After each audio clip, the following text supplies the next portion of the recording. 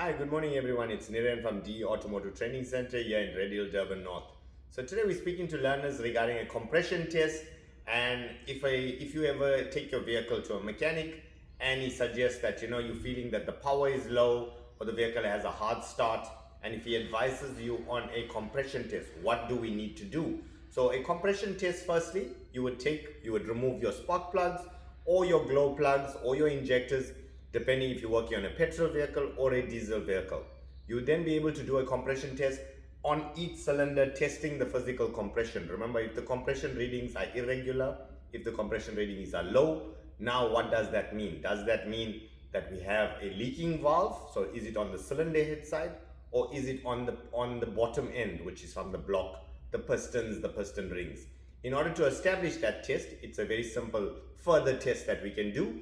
So after connecting our compression test, we will now record the readings for each cylinder. So cylinder 1, cylinder 2, 3, and then 4. After doing that, and we find that one cylinder, say we have cylinder 1, whereby the compression is a lot lower than the other 3 cylinders. Now, how do we establish if the valves are damaged or if the piston rings are damaged? What we can do, we then perform something called a wet compression test. So we take an oil can, we then insert like maybe 2 or 3 squirts of oil via the spark plug or the glow plug into the chamber, and then we reperform the compression test.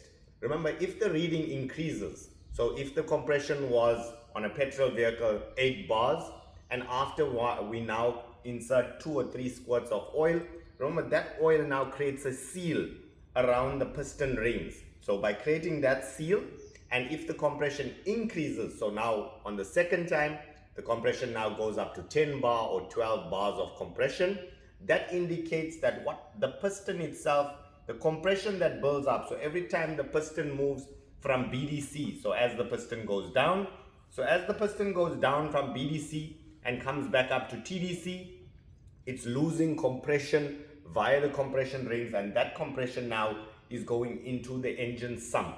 So that's just something simple test to perform. If you ever take your vehicle to a mechanic and your mechanic tells you your compressions are low, now you want to establish if the cylinder head is a problem or if the bottom end is a problem. Now, if we find that after performing the wet test with the oil on the compression on the piston, and if the compression remains the same, then lucky for us in this case, then we do not need to remove the engine block. The problem lies with our cylinder head, and our valves are not seating correctly. So something to be mindful about, something to just, as I said, keep in touch and be aware. So the next time your mechanic tells you, you can ask him to perform not only a normal dry compression test, but also perform a wet test. So you do not need to do an engine overhaul if the bottom end is still fine. Cheers there, guys. Thanks.